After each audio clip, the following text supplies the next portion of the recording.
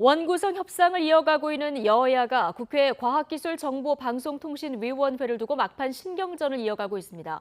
서로를 향해서 방송 장악 시도 아니냐며 비판을 쏟아냈는데 극적 타결에 이를 수 있을지 주목됩니다. 이경국 기자입니다.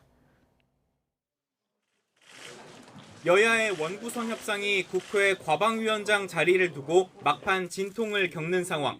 국민의힘은 연일 공영방송에 대한 비난 수위를 끌어올렸습니다. 문재인 정부를 거치며 중립성을 잃었다는 건데 사실상 과방위를 내줄 수 없다는 뜻으로 풀이됩니다.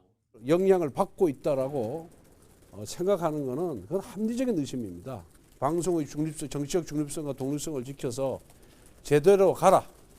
민주당은 국민의힘이 과방위에 집착해 최종 타결을 이루지 못하고 있다고 반발했습니다.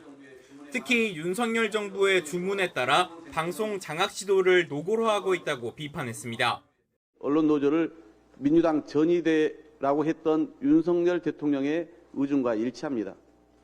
언론 플레이의 거짓 발언, 언론 겁박까지 집권 여당의 태도가 도대체 이해하기 어렵습니다.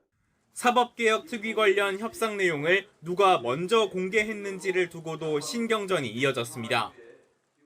이미 민주당 발로 추정되는 글이 돌았고 그 언론이 그 내용을 토대로 해서 우리에게 확인을 해온 것입니다.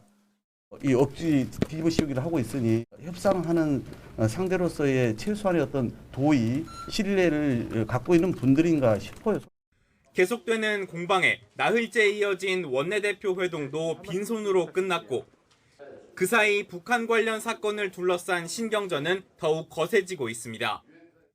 문재인 정부가 북한 주민들에게 행선지를 알려주지 않은 채 마지막 순간까지도 북송을 숨기려 했고 이들의 의지에 반한 채 강제로 실행한 국정조사와 특검의 대상은 문재인 정부가 아니라 윤석열 정부 대통령실이라고 생각합니다.